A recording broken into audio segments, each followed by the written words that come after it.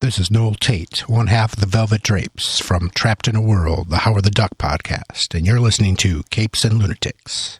Hi, this is Phil, and I'm here to tell you all about the Capes and Lunatics Patreon. Don't miss out on our comic book creator interviews, including our monthly Chichester chats with comic book legend D.G. Chichester, superhero movie brackets in our search for the worst comic book movie of all time, and many, many more specials, all completely uncensored. Access starts for $3 a month, full video when you pledge $5 a month. Check out the link in our show notes or go to patreon.com/capesandlunatics. Hope to see you there. This is Luca Perich, and you're listening to the Capes and Lunatics podcast. This is Jam DeMatteis, and you are listening to the Capes and Lunatics podcast.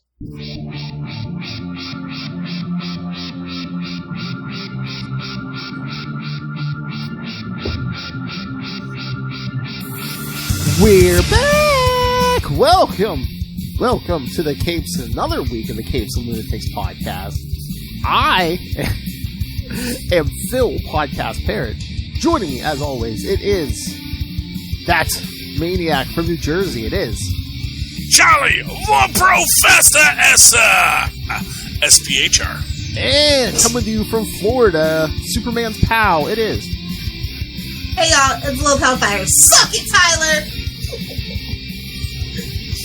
Damn. Seriously. And this is a Bizarro shirt, not a backwards. The camera's doing it backwards. It's a Bizarro shirt.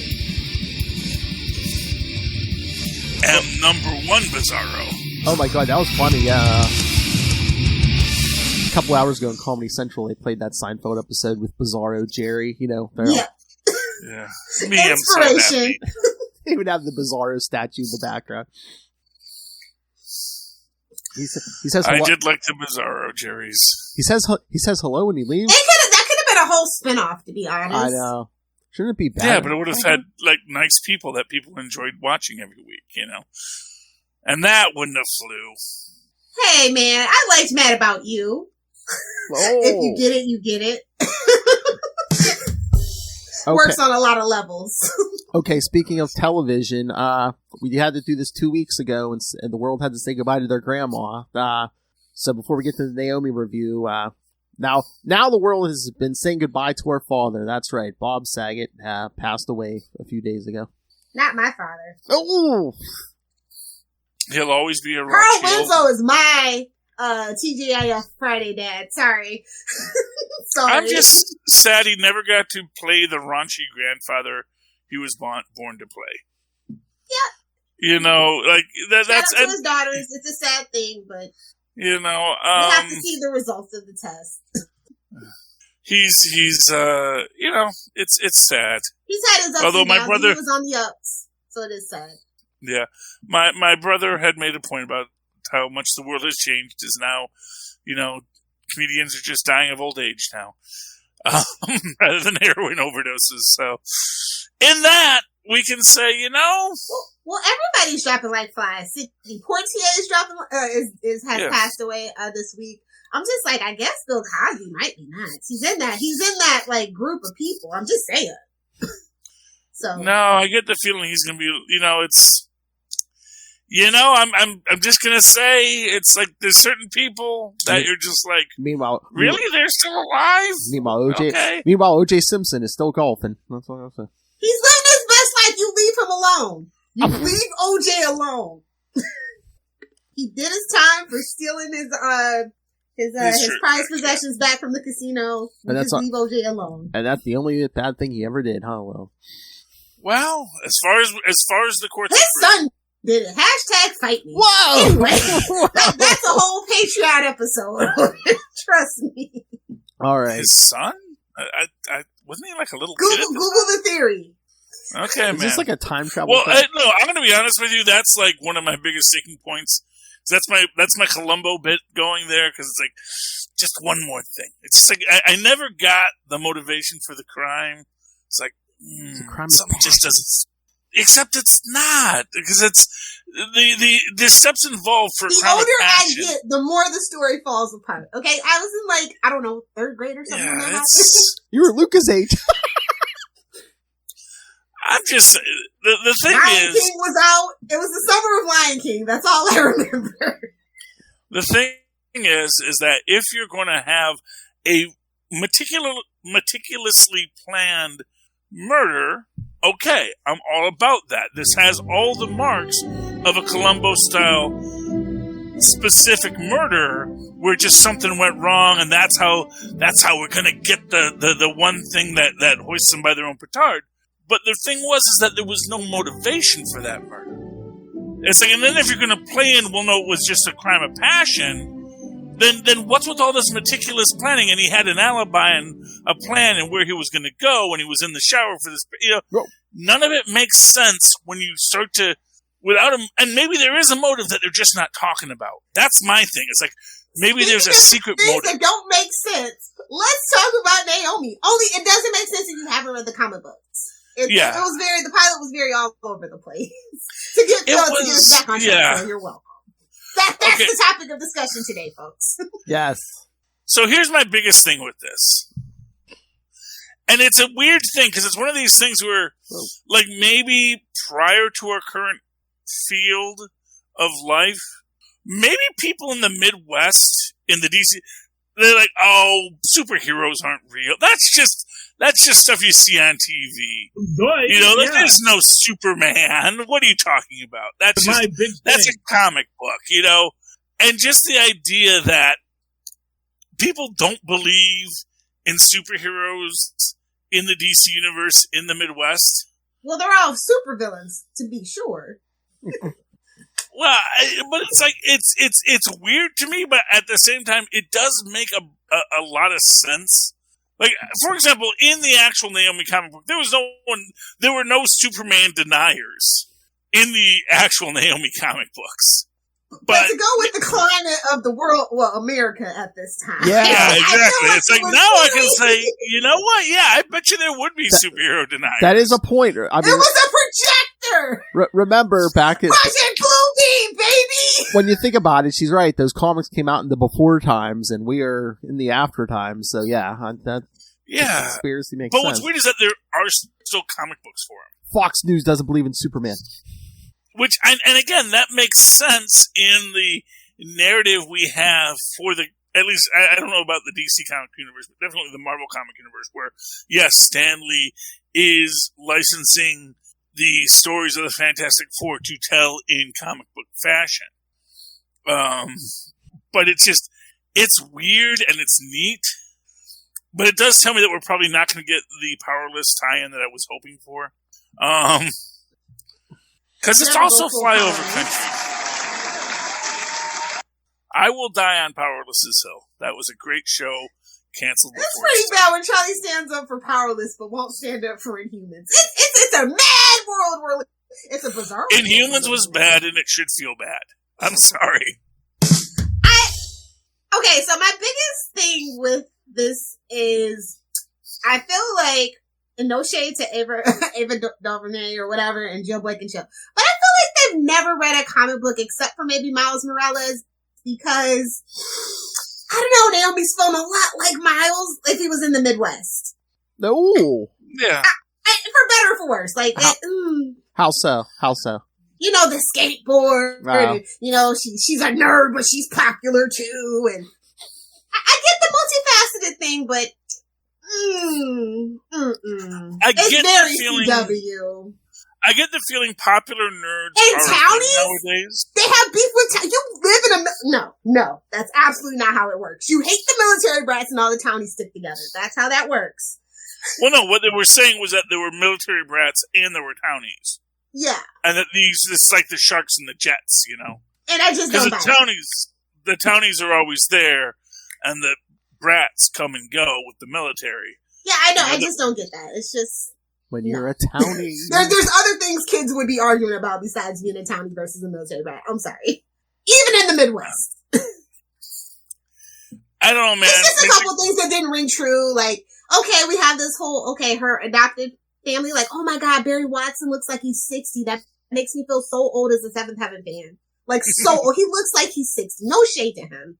But he looked like he was 60 when he was in Gossip Girl like 20 years ago and being the cool dad with a 15-year-old. So, he's not a Wilson brother. They should have got the other Wilson brother. That's all I'm saying.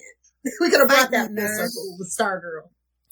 I mean, okay. Yeah. I always think I'm like a impatient viewer, but I'm like, they gave like no answers at this point. I'm like, for people who didn't read the comic book, shouldn't you have at least thrown something out? We're the Scooby Gang, baby! I know, but I was just like, this thing seems to me, is it just me or does this thing, the story seemed to be moving slow? Who wrote this thing? Bendis? It's slow, but then all over the place with nothing that matters. Are they honoring the Bendis? Bendis. To me, with it, and again, I'm not gonna sit here and defend it because I did feel again, not a lot happened. It kind of felt like This was a pilot. Yeah, but it felt like a pilot with no exposition, and I think that was the problem. That's what it's there for, and then to retool. Exactly, it's like this is. We're going to be chasing our tail. It felt like there was a lot of building, and I just felt like, and honestly, I still don't know why they broke into a used car lot. Because like in the original story. Baby. They were looking for the disc that he stole. I know, but I didn't understand why the. I got a little distracted by it, and I watched it twice, so it was a little hard to follow. It's the Midwest. Kids are hooligans. They have nothing better to do. You take away their balls. No, because they were supposedly looking. Snoop the Doobie. They were looking for something tied to Naomi's story, or why she passed out. That she found in the woods that the used car lotman took from her when they had that fight in the forest. He took the disc. Oh, okay. So he took that from her. Okay. Yeah. I missed that scene. I'm sorry. There's a lot going on. It was weird. The forest. I was like, okay, she's a black girl and she's going into the forest alone, unprovoked. Nope. Her friend had to call her out on it. Ugh. She's a Midwestern. It doesn't matter. It doesn't matter. Not everybody lives in Florida, Lilith. Oh. Okay. I'm just saying, that's where I call shenanigans. Jill Blankenship is obviously not Maya Brockett-Hill or Ava Dornier. Remember this? Somebody of lacking melanin wrote that scene. That's why? Hey, remember I don't know. Remember the days we would get an hour pilot and you would get a full origin story and like their first superhero battle? Well, yeah, this was a superhero battle, kind of. Well, except that like we don't know who's doing what because like is it like her powers emerging? Yeah, I just, I kind of wanted something more with Superman in this. Because Superman does have a more prominent role in the comic at this point. Because, like, the first time that Superman came was when she was her adoption day. And that was the whole mystery. And they're trying to, it seems like they want to have Superman, but they're also separating it out from Superman. Well, they can't really have him right now because reasons. And I could see not wanting to do him the first episode because they don't want her overshadowed they don't want the by him. Supergirl problem. Yeah, and they don't want her overshadowed by him episode 1. No. No, but you could at least have him exist in That's the universe. Mystery, though, kids. That's the mystery. And then in the season 1 finale, she meets Superman. And he's like, take down that blog, kid. Take down that blog. Well, then we got to figure out who exactly... Because so this is my thing. If you have every universe has a Superman. So we have to define all universes by the point of view character.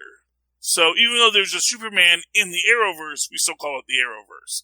Even though there's a Superman in the Doom Patrol universe, we still call it the Doom Patrol universe. Even though there's a Superman in all these universes, we identify them by that point of view character. So I kind of feel this is setting up a Naomi verse where there is going to be just yet another Superman. There's a lot of people really want it to be Brandon Routh because people want it to be Brandon Routh. Kingdom Come Superman. We'll see who it is. But out of just sheer necessity, it probably has to be Tyler H. If they are going to actually do that. Yeah. Well, they're both on HBO Max. They both shoot in the same location. That whole thing, especially with COVID restrictions still being kind of a pain in the butt. Okay, because that's the thing. That was a thing where I was reading. Some people were saying it was in the Arrowverse, and then other people were saying HBO Max verse, the same way that Superman and Lois is in the HBO Max verse. I mean, but that's in the Arrowverse. It's part of the production, but you probably won't get the Flash on that show. At this point, it doesn't matter because they said season 1 she's not crossing over with anybody. So yeah. Or season 2, probably. It'll probably take as long as Black Lightning took. If you know, you know. Oh my! Well, but they should. I mean, honestly, but that's the thing. I think I don't want her to crossover. Honestly, just like I felt about Black Lightning, they don't need it. Well, I mean, they jumped the gun too early with Batwoman doing it in season 1. So yeah, I mean, at least season 1 don't. We were chasing, like I said, we're going to be chasing our tails. Oh, by the way, and I don't want to derail this, but what's the deal with there's a Joker on Batwoman now? Oh God, it's her crazy stepbrother or whatever, and he proclaims he's like the next Joker. He's insane and he claims. Go jump into a vat of chemicals, then you get to be. He Joker. didn't even do chemicals. So he's basically just insane and he calls himself the next Joker. That's the whole. Is this well, if you're calling yourself the next last Joker, name Velasco or like what's going on? No. Yeah. Is his name Joe Kerr? Like Joseph Kerr?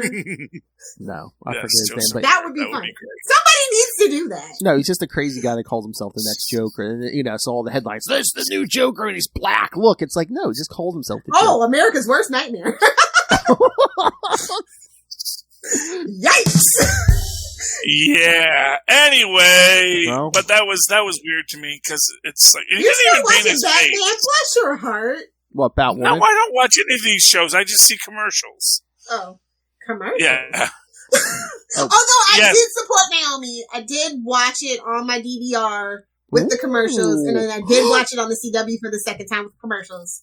You did. I live tweeted it because Still had me doing a crossover, so. And I love my crossover. You should go listen to it over on our Green Lantern podcast on Cape Lunatic Sidekicks. Green Lantern, Silver Surfer, yeah. Oh my, no, don't gloss over that. Lilith watched commercials. You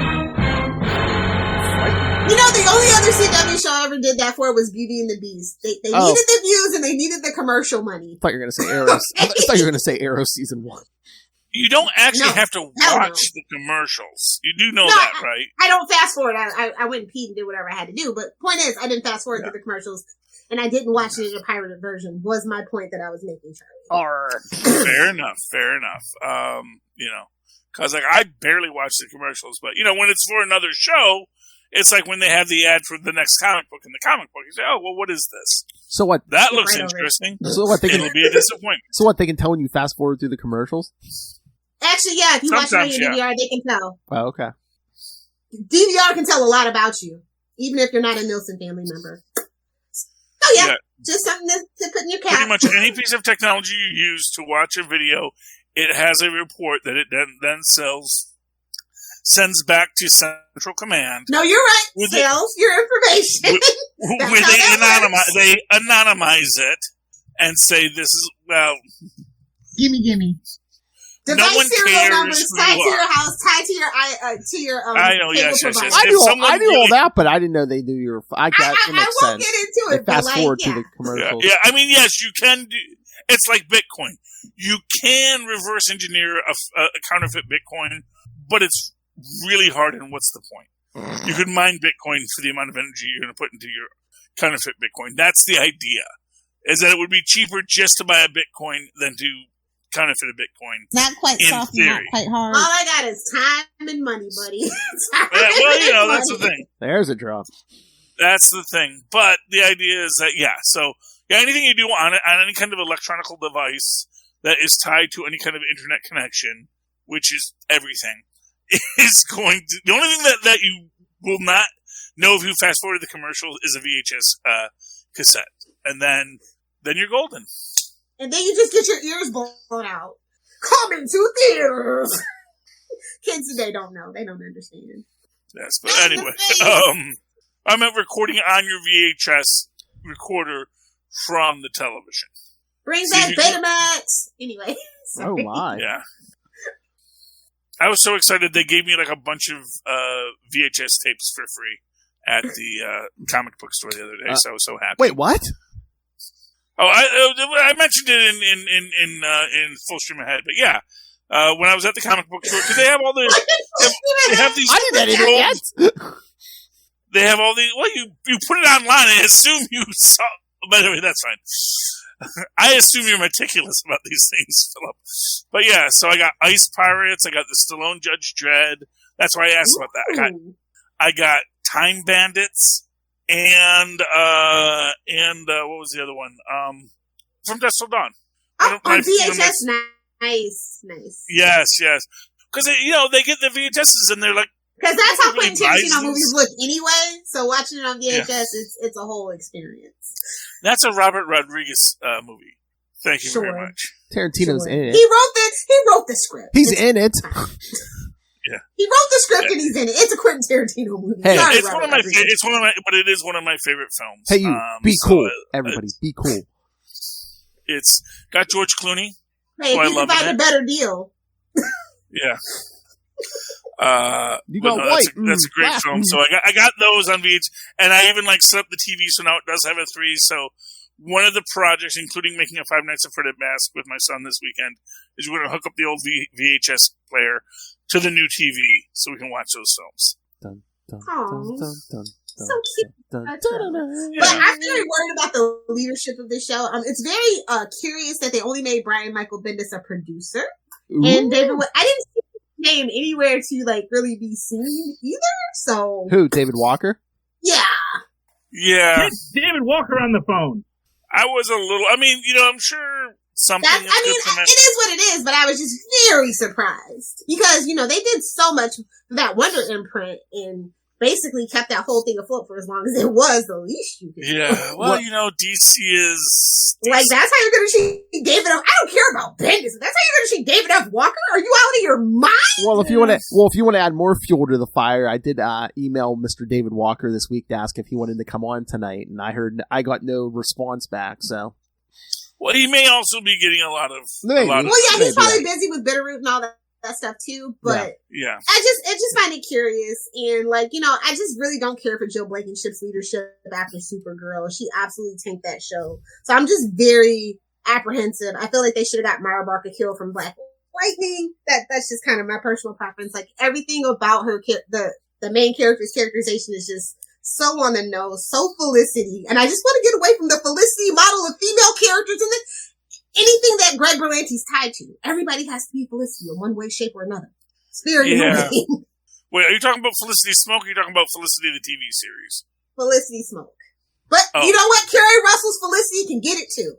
Yeah. Let's go to that school just this is how old I am. My Felicity, it's always Carrie Russell. So, She's problematic too. Don't get me started on that J.J. Abrams. Don't you get me started. Whoa. But, here's what I'll say, at least in her defense, she is supposed to be a superhero.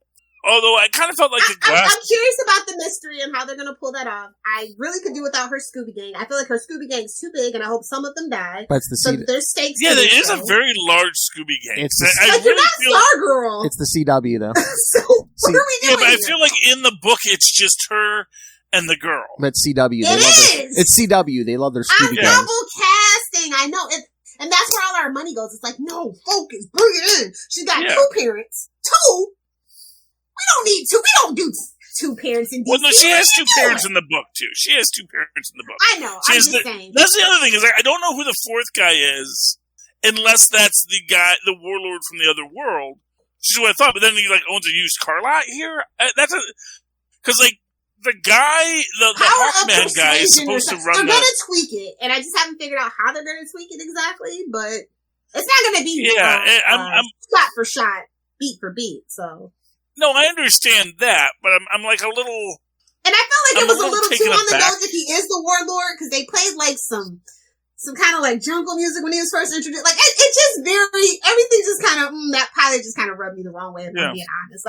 Everything was too on the nose. Everything about him obvious. struck me as that he's the warlord here who's come here to confront her, which I was fine with until it's except it says used car lot. So because that's what I got from all of the interactions. It's like, oh yeah, he's the guy who they keep foreshadowing it so heavily, they might as well just drop the anvil on my damn head.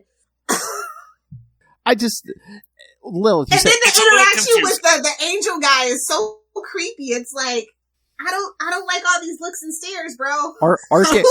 Archangel? No, but no, you said she has 2 parents. Archangel would kill for those wings. Yeah, the Hawk guy. Yeah. We know how we feel he's a Hawk guy. Yeah, he's one of the Theragarians or whatever. Yo, bro, Hawk guy.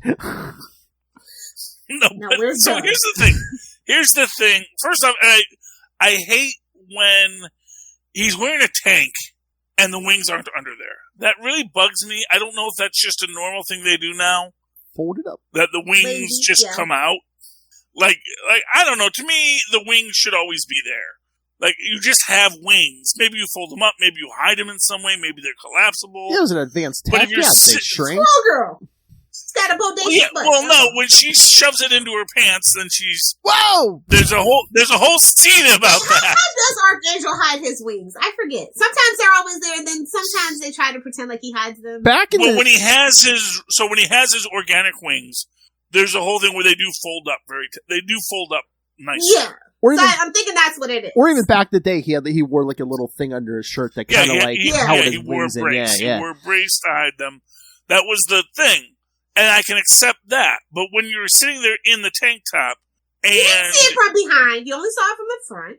Hey-o. But what's, he's got feathers sticking out of there? I don't know. It's DC. They're very lazy. And you remember, people can't tell people's faces apart in the DC universe. You get away with a lot in the DC universe. Well, you know, no like one can. toilets. Face blind, it's like a sickness, face blindness. I know, they don't... Unobservant. It's because it's a two-dimensional medium. Lois Lane's not really that great of a reporter. She just has a little bit of common sense. That's it. And that's what makes her the great reporter. And now that none of them recognized her that first half of the episode because she was wearing glasses.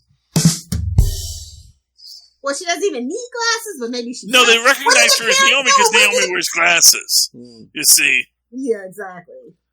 No, I thought it wasn't the point of the glasses to kind of blunt her powers, because once she took them glasses off, she's like, man, I can see across the room, and I can, I can read that. And wow, it's like that Seinfeld episode where Jerry puts on the glasses. Lloyd Braun. It's weird. I mean, it's weird on a lot of levels. I don't know why they would be hiding. They've been beating her leg her whole life. Well, again, they're pulling a Man of Steel. Jonathan Kent's trying to hide his son. Oh yeah, he should have let this bus full of kids die. Well, I don't. Except they don't. She doesn't even know she's. That's the thing is they don't know. What do the parents know? When did they know? Well, that's the bad choice. They didn't give her a choice. They were just like, we're not going to let her use her powers. Well, if I recall correctly, what is that terrible Superman pastiche? Brightburn. That's how you get Brightburn. Yeah. If I remember correctly from the books. One of her parents is was one of them an Earthbound agent of Spiral and the other, or were they both one was I remember that well, her dad's in the military, so that's not going to be any good. Well, no, but her dad was, what? Okay, now I'm remembering it. So it was the Thanagarians versus some other group of fellows in the DC universe. They were having the big old fight, and they get an enemy mine thing with the mom and the dad, if I recall correctly. And then poor old other Thanagarian who was like, "Oh, I thought I was going to be the best friend, and then one day we could, be something more." And it's no, we not did get really. Someone with but wings. that's okay. We did get somebody with wings, so could be Thanagarians. I think that was something. I think we that's had a ban on them on live action, though. I don't know. Well, as long as we can make after that whole Legends thing, I thought we had a ban. If we can make I guess it's whoever can make the wings look good, you get to use the Hawk people. Well, they look okay. I guess they look okay. Well, they look better. If you preface it with, on a CW budget, that's pretty dang good. For the one scene we got wings. Compare that to Legends of Tomorrow.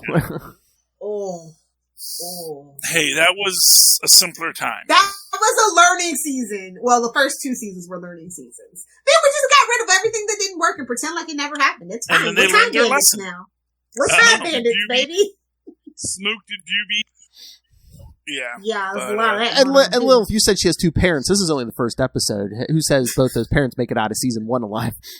I mean, it took season 2 or 3 of Arrow for him to lose his mom. So maybe. Yeah, Barry's dad died. I mean, I guess if they're going to completely trash the entire canon of the trashing it. I have hope for it. I like the soundtrack. No, but I'm just saying, on the nose again. What they again, CW. What do you know about Icon Living? Come on, you can't just. Oh, never mind.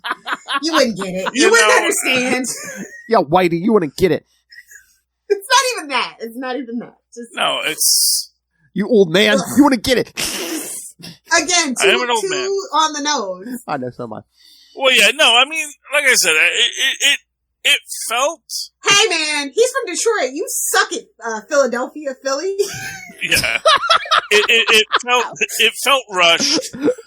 I think they could have done it a little bit better, but I don't know how. That's the thing. It's like, I don't know how they could have done it better. You know, and that's the thing. I actually enjoyed it. I liked what we're getting, probably because I read the book, so I know that certain things... Yeah, you have to take it into the context that if you hadn't read the comic book, would you actually still be... Yeah, would it still have your interest if you didn't know what was going on? Well, I mean, I guess that's... I guess that's the flip side to it. So, if I had never read the comics, I know something's going on. And so that she's blacking out when Superman's flying over, that she's having these bad reactions to superpowers. All these things would tell me, oh, something weird's going on. And maybe that does pique my interest. So I'm not going to say it wouldn't pique your interest if you hadn't read the comics. I'm saying that as someone who read the comics, it piques my interest, but I do find myself, I guess that's sort of my thing on this, is that because I have read the comics, I find myself in these occasional nerdy moments like, well, that's not what they did in the comics. And, you know, it's just, well, I don't think that's what those characters would have done, and I don't think that's characters even in this story. Yeah, I don't remember them ever going to a comic book shop in the first issue. That's all I'm going to say. That completely pulled me out of the whole thing. Because, again, it was this whole question of, is Superman real? Yeah, that's which the to big me thing is, that threw me, too. And I'm just like, the hell? Bazinga. Yeah, and again, like I said, I can you actually see understand. them, and now they're denying it and talking about projectors and jetpacks, and I'm like, okay, y'all real dumb. Real dumb, okay. There's something in the water. Well, I guess they're trying to play it as a very real world, because if that happened today, one of the first thing you'd be like, oh, wait, is that jetpacks, or, yeah.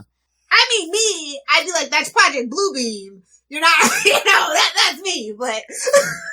I meant a normal person. Exactly. So I couldn't tell you what a normal person I mean, when we get to the Department of Truth, there's a whole thing about that. But anyway, what I will say is, so, and this is the thing, because this is also in the modern world where there is an interconnected universe. And she has a of blog? people who can. Everyone I think those are still things. I think that's still a thing. Everyone has blogs and websites. She should be a TikTok superstar where she niched down to Superman. Okay? Oh, that's how that I don't know what a TikTok is, but that's okay. Well, she's 16 in 2022. Yeah, she probably knows what a TikTok is. I have a clock. I'm just saying. TV. People know what TikTok is. Oh, yeah, no. I know. I mean, I know what a TikTok is. My kids love the TikTok. You don't like the TikTok? Like a website. TikTok's you old. Call it a website, not even a blog. They actually call it a website. Lilith, I'm sorry. I've been informed TikTok's for old people now. So. Oh! That's fine. We took it from the GC, just like the people before us took Facebook from us. That's just how the world works with social media. I don't care. No, okay. So Tristan is prefacing it that people do like TikTok. It's not his thing, but there are many young people who still like the TikToks. Lilith, don't feel bad. I don't care. I wish all of Gen Z would get off of TikTok. It would make it a better app. Oh no, Lilith, the crossover, when they eventually do it, she's going to be listening to the Iris West podcast. You shut your filthy mouth. That is the last show I want them to cross over with. Podcasts are the future, Phil. That's what I say. Yeah, they're the future, but it ain't going to be an Iris West podcast. I bet she's got like 100 listeners. That's it. It's everybody that works at Star Labs. There. Man, we got said it. Oh, it's the cast of Arrow, so 100 less. That's about 100 people, the Arrowverse. But anyway, I'm still interested. I'm intrigued. I want to see I hope the second episode is better. No, it's good. I just thought, I just wish they would have, got a little further in that first episode. Yeah, I feel like we need to bring back like the post-credit scene that the Flash used to have in the first 2 seasons for this show, because there's so many answers and it's a mystery. Like it just feels natural. They needed, it's also very Marvel. They needed a little more breadcrumbs. Yeah. Yes. But yeah. I mean, there are a bunch of kids that I don't know acting, so I can't really talk to that. I'll have to give that 3 episodes to really see how that gels. But and again, I literally only know Barry Watson. That's the only person that I know in the show. Well, I never know anyone, but it's just too many people in the friend group, and I think that's somebody's got to go. Back in my day, superheroes didn't have friends. Well, I mean, you had Pete and you had Lana. That was it. I gotta say, she's got like at least 6 friends. You hit on the secretary at work. When you added in all my acquaintances, and she's dated all of them. No shade. I don't like the hypersexualization of that either, but I won't get into it. Yeah, that's a little weird too. It's like, I don't know. Maybe I'm old. I think kids should be more awkward in high school. It's just so many things that they could use a better team about. Like, I don't know. At the end of the day, it's 2022. This feels like it's from 2012. The show feels like it's from 2012. It was just weird. That's all I'll say. And it was just weird that Dad's like, oh, which one are you interested in? Which one, it's like, which one are you doing? It's like... Yeah, well, although to be fair, it's good to have an interest in your children to know what they're doing. Yeah, that's true. And it is a common trope. It's a common cringe trope to have your parents be way too okay with your sexual adventures. We were busy boning. That is a common. It's a cringe trope to have. It's gentle parenting. Yeah. See. It's I can see where it goes off the rails. Naomi, we need to have a talk. You know how duck penises work, right? Oh my! Do not speak ill. Okay, let's get to comic books. Enough of that. Okay. I think that if you like comic books, DC Comics books specifically, and you're still invested in the Arrowverse ecosphere, check it out. Even if you're not, it's something new, something different on just normal broadcast television. You don't have to have HBO Max or Disney Plus for it. So in and of that of itself should be just worth a look. Yeah, hopefully. Stream it on CW or, hopefully. Put it on DVR and watch the commercials. Hopefully it's the next Star Girl. If you're watching this, or you're listening to this, like the second episode is out, watch the first 2 episodes together. It might make more sense. Wait, what? If they're listening to this as a podcast, by the time this drops, the second episode will probably be out, or will almost be out. Yeah, if you're listening to the podcast tomorrow. Both episodes. Yeah. Well, okay, so it won't be out yet, but I don't know. I usually give a CW show 3 episodes, just in general. Yeah. That's what I was going to say. Yeah, give it at least 3. Although I will say that the original OGs, Flash and Arrow, had me at hello. They had me at hello. This show does not have me at hello.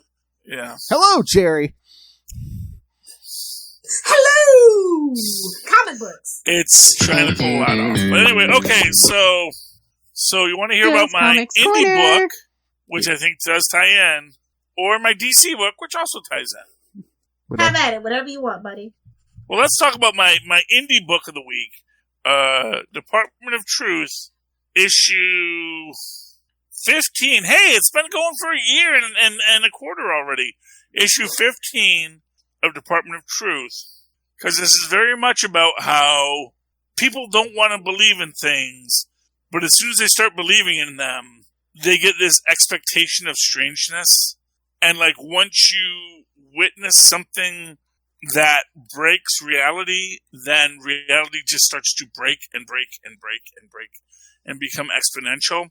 This is done in a very interesting format. Again, if you like neat art and neat storytelling formats, this is always it's a bunch of art page, text page, art page, text page throughout it. And it's basically discussing the Mothman incident after the Silver Lake Bridge collapse, which was engineered by the Department of Truth. It is revealed, but that it was not related to the Mothman they later catch. And the big reveal, okay, so spoilers, stop right now. If you're going to read this, I want to be spoiled for this book.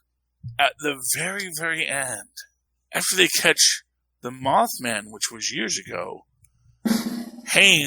Doc Haynes says, and that was the last time I saw Lee Harvey Oswald. We've been seeing Lee Harvey Oswald this whole time! Oh! If you're here, who's driving the bus? It's crazy, man. Department of Truth once again delivers. This is one of the best indie books you are not reading, or maybe you are, and that's why they keep on making them. But this is just such crazy. I mean, they say Doom is an unadaptable novel. This is an unadaptable film. or an adaptable comic book. I don't know how you could ever convey this in a film, but I want someone to try because I think it would be awesome because this is just such brilliant work. The artwork, especially in this issue, this is like illuminated monk scripts that we're looking at here. This guy, was it Endured Cold is his name? He's the first man in black. Oh my gosh. And then how his existence feeds into other Men in Black's existences, even when it's the actual Department of Truth. Oh, it is just brilliant and beautiful.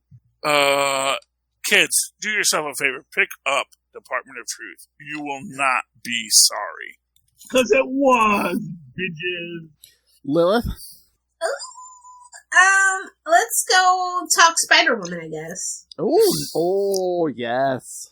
Number 18, since you mentioned it over on other podcast. Yes, for a full episode of that, check out part 3 on To Know Her Is to Fear Her, the Spider-Woman podcast, episode 20.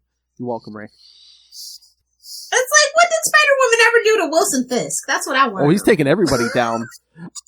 Again, this is where you might have messed up, bub. Are we going to do like the whole? Are they going to team up to like mind wipe Fisk now? Because he seems to know. Like he knows Jessica Drew's Spider-Woman, so he seems to know a lot of people. Somebody's getting the Purple Men's children.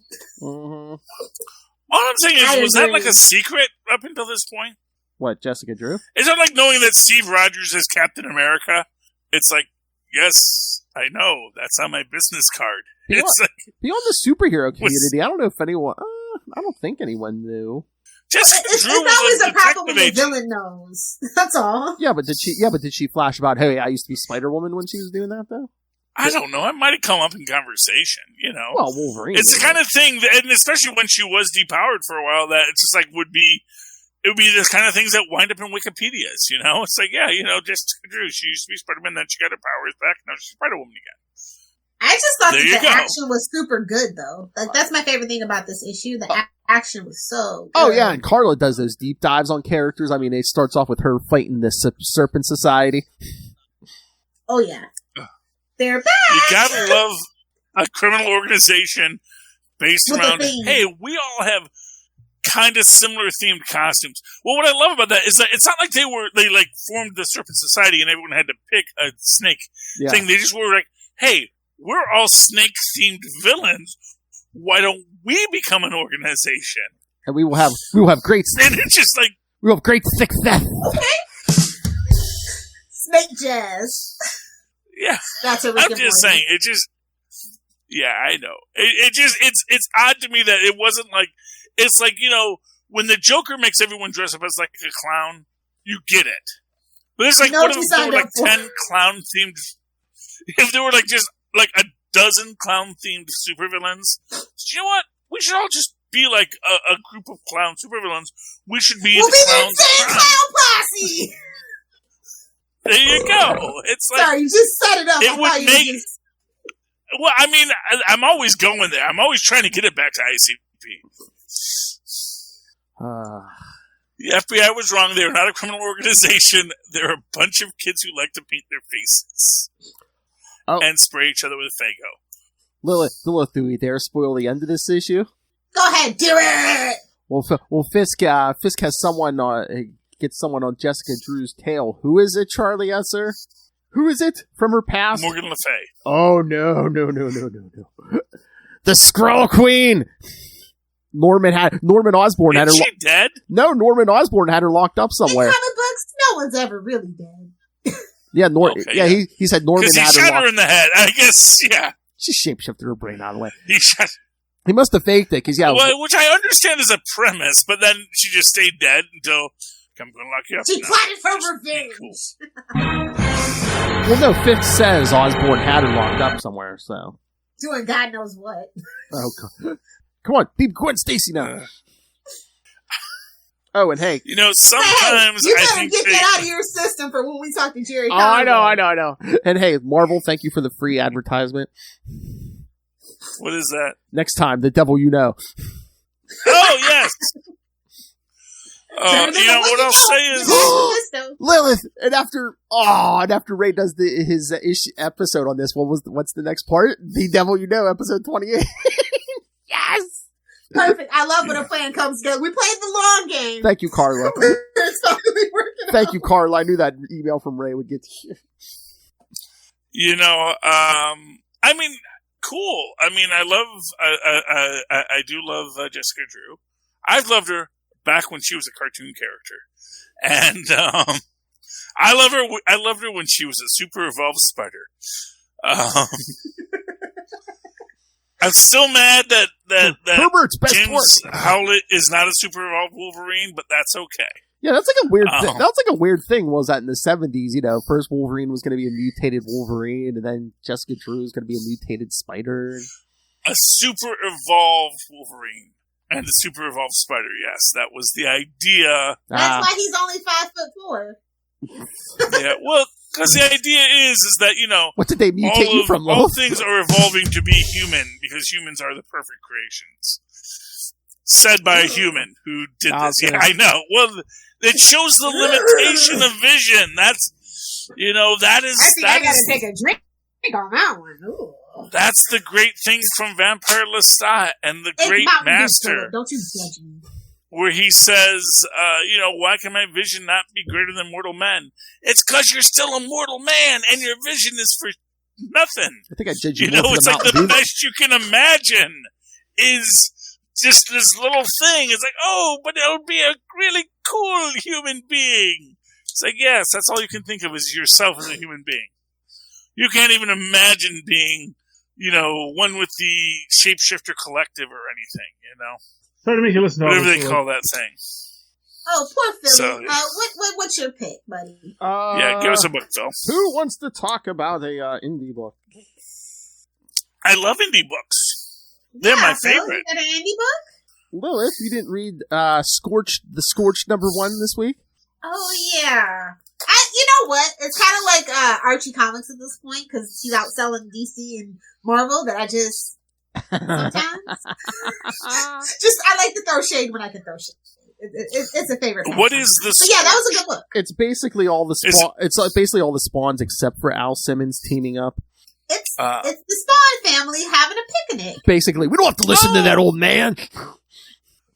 So it's basically like when Bruce goes out of town, what the Robins do. So all the Spawn are the Scorched. Yes, except for Al Simmons. Yes, because they have scorched souls. Well, they've gone to the bad place. So you got badass. At least they know it's the bad place. At least it's not the bad place. You're pretending to be the good place. You're badass like gunslinger when you can smoke a cigarette through your mask. Well, yeah, I can do that. To be fair, well, actually, I mean, even if it was just like yeah, but just a normal like nylon mask all day. Yeah, yeah, you can breathe through a nylon mask. That's how Spider-Man breathes. So I know. Well, air is a little, putting an actual cigarette here. Now that might catch on fire. I did it inhale. No, because it's not fire. It's just smoke coming in. It's going to leave a tar stain.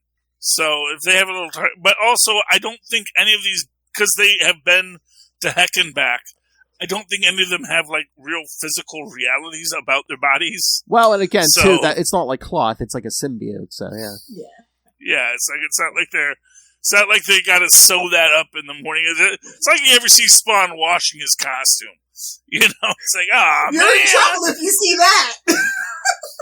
That means you made it to the bad place, because that is nightmare fuel. But yeah, I mean, it's basically them, freeing these Russian women, and then at the end they get surrounded by this army, and, Al Simmons is like, if they can't help themselves, they're of no use to me. Oh, Al, he's such a drama queen. Can he just stop being a jerk? After 325 issues, can he just lighten up a little bit? Never. Never. But these are all, magical monster beings, right? Well, yeah, they're all spawns.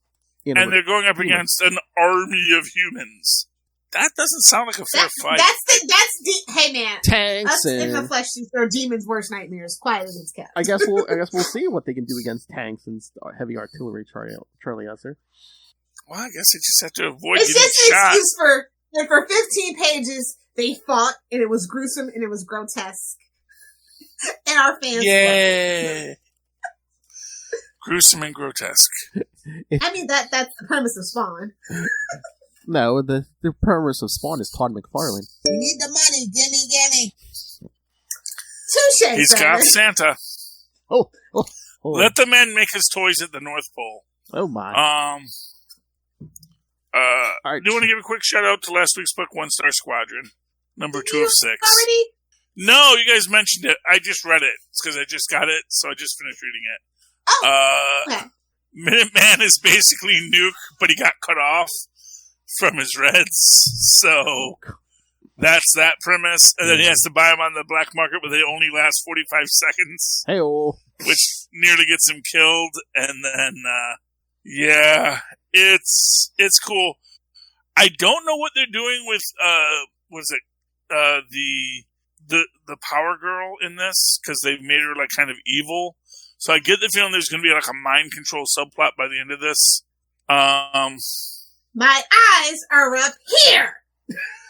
Oh, no, now she wears a suit, you see. Oh, that's why she's now evil. She's not showing the boob. She's evil. She got her hair cut short. She's wearing a power suit. You know. She's wearing the shoulder pad. She's like, up here. Oh, she took it back to the 80s. Good for her. She took it back to the 80s, yeah, see? There she is there. And she's like undercutting Red Tornado the whole time. So we knew this since the beginning, but Minuteman, he's having a hard time. Like I said, that he's Nuke, but he gets superpowers for a minute when he takes a Miraclo pill.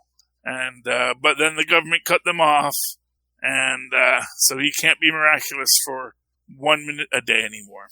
And we see here's where Power Girl makes her move, turning all of the other heroes at heroes for you against Red Tornado.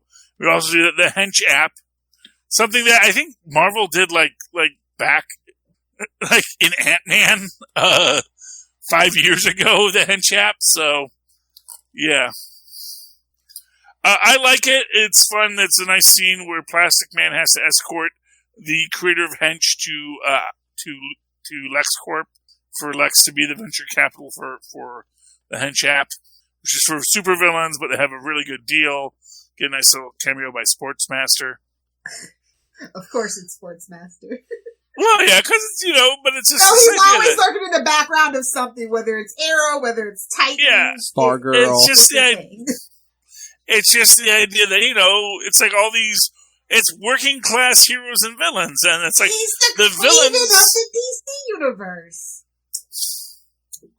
There's a lot of people that are really good at doing something that's useless, but if they're really, really good at doing something that's useless, they monetize it, and then they become supervillains or superheroes, one or the other. And that was Lilith's origin. Okay. You guys have another book you want to toss out? Yeah, Lil. I guess I'll just throw out Mighty Morphin 15. What a wonderful time to be a Power Rangers fan. Come back into the fold, people. This issue, we finally get the battle between Zordon and Lord Zed on the moon! What more could you want as a Power Ranger fan? Oh, my. Like, this Power Rangers book, Mighty Morphin specifically, has, like, stakes. There's been Rangers that have died and not come back and things like that. It's just really good. The art's great. Storyline's great. The characterizations feel very real and visceral, like very true to the characters and how they would have evolved had the show kept going instead of, switching out characters. So just shout out to Ryan Perich and Marco Arena. They're doing a great job. And if you don't know, that's Boom Studios. I think that's the book that's keeping Boom Studios afloat, to be honest. No shade. Okay, this book might interest you guys. Dark Ages #4. Ooh. Because I saw it. Well, there's kind of a Marauders angle to it, Lilith, because you get like Pirate, Nightcrawler, and the Queen of Wakanda, Storm, that basically helping refugees get to Wakanda on a ship, and okay. I mean and then Charlie Esser, guess who they have protecting the port for when they like the Ghost Rider pirates show up? Dark Shadow Octavius. No.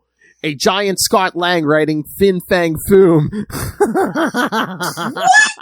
Who was smoking a doobie when they wrote this? Honestly, that's so great. That's Tom Taylor. I believe it's nice to see Fin Fang yeah. Foom be big again, I guess, because the last time we saw him, he had been chunked out. So He's got his mojo back. It wasn't cold.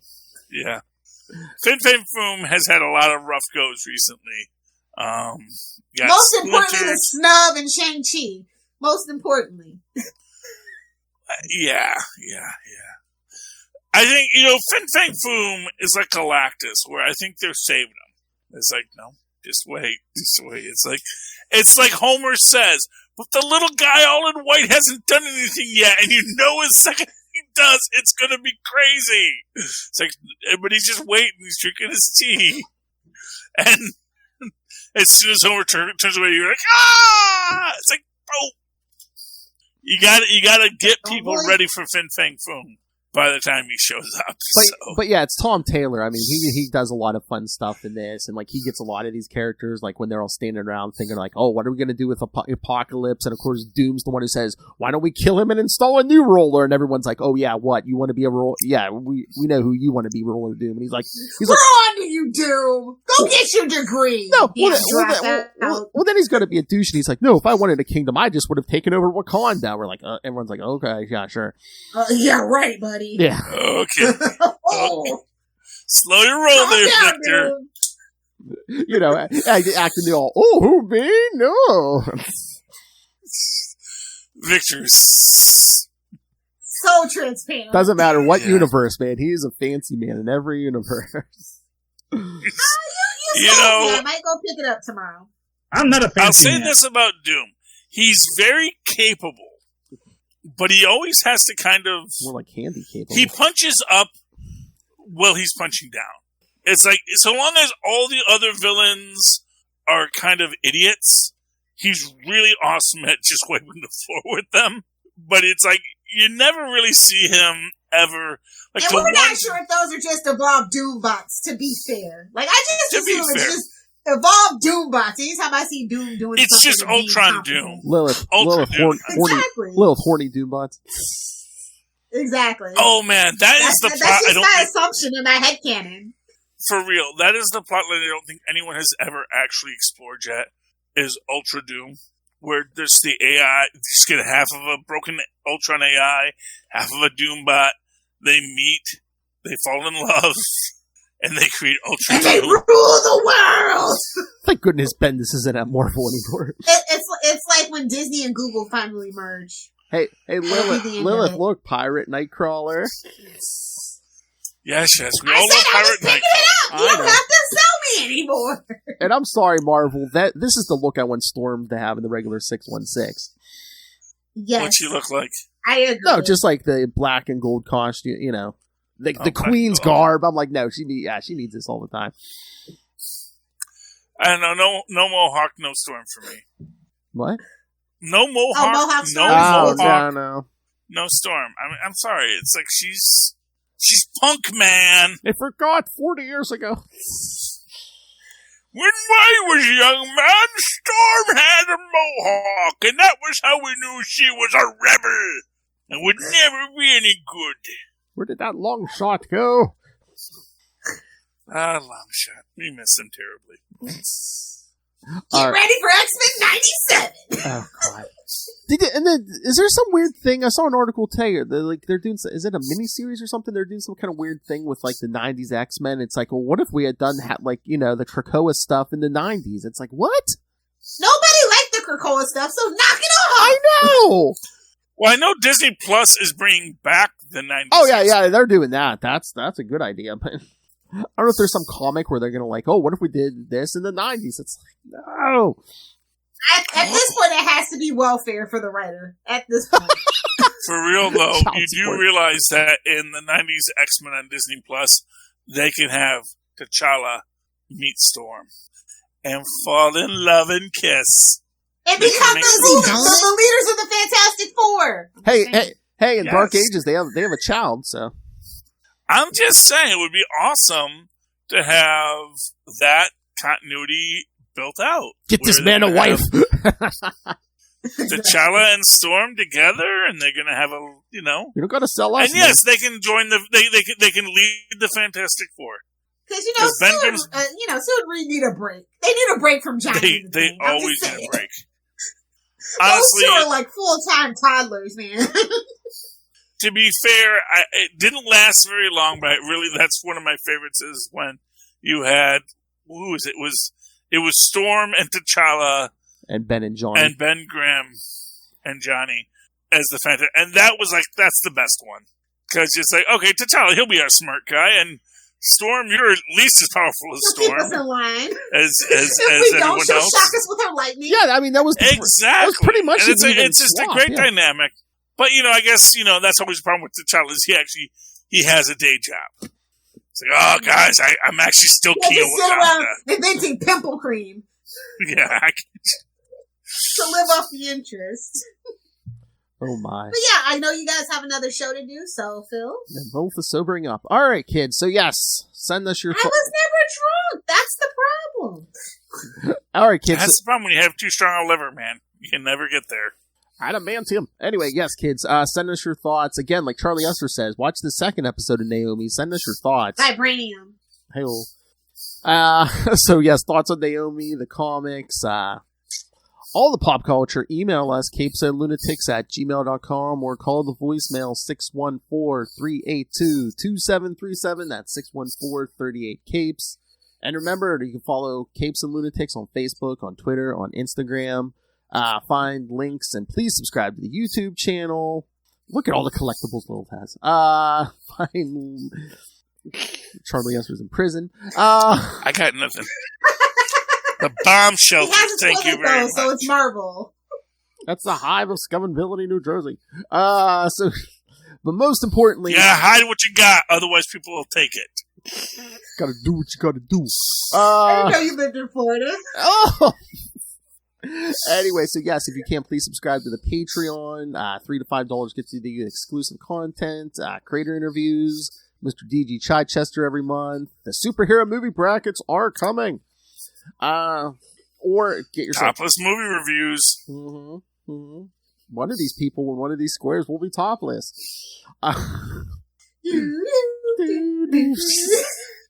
Anyway, so, or get yourself some Capes and Lunatics and Capes and Lunatics Sidekicks merchandise if you would like to cover your nips. So anyway, find it all in one place. That's Linktree, linktr.ee/Capes and Lunatics.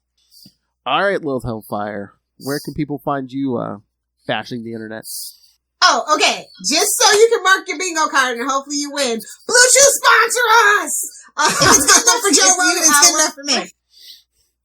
Exactly. If you guys want to hang out with me on the interwebs, I should be live tweeting Naomi every Tuesday at 9 o'clock from here on out until the season's over with, over on Twitter at Lilith Hellfire, Instagram, Lilith Hellfire69, and of course on TikTok for old people now, with less Gen Z, at Lilith Hellfire69.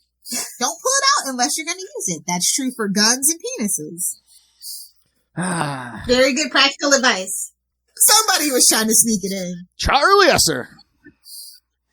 Yes, it's for Generation A subset 1, because now we've moved around the alphabet. Hey, kids and cats and kittens and dogs and fish. All right. Hey, if you would like to write to me in an old-fashioned email way, where our mothers and our fathers and our aunts and uncles and old people from long, long ago, days of yours once did, email me at superconnectivityblog@gmail.com. That's superconnectivityblog, which is what Naomi has, all one word, at gmail.com. And of course, follow me on the Twitter as I live tweet Naomi Tuesdays at 9, which is a fantastic show, at Charlie Esser. That's CharlieEsser. Look for the what? 2 E's in the middle. For quality. Bing! Thank you, Maz. The big finish. Jazz hands! Can't slip it by me, Phil. Hey-oh! Alright, kids. For another... With the birth controls and the sperm! See Blue Chew, sponsor us! I would like a Blue Chew. Wow! Give your wife something! Anyway, for another week, we have been your Capes. Ampersand. Lunatics! And then they danced. That's right. Time on Sprockets. When we dance. Admissible evidence. Mountain Dew Sparks not half bad. I'm judging you more for the Mountain Dew than the alcohol oil Hellfire. What? This is lemonade. It's Mountain Dew flavored lemonade. Remember, kids. You know, Mountain Dew had a ginger ale, which I heard was fantastic, and I never got to have, but I heard it was delicious. That's what the blog says. Hi, I'm Russell. And I'm Justin. And we're from the Hold up. Listen up, you nerds. Tired of being a little goody two-shoes? Had enough of always talking about acts of courage and heroism? Well, you have come to the right place, I guess. Tomes of Evil is the comic book supervillain podcast, where every month we do a deep dive on a different comic book supervillain, as well as multiple sub-series on some of the most iconic foes of all time, including Darkseid, Doctor Doom, Scarecrow, and... I'm named Hobgoblin, and you're right on time for your funeral. I better be getting paid for this. So what are you guys waiting for? Bring on the bad guys. Tomes of Evil, a comic book villain podcast.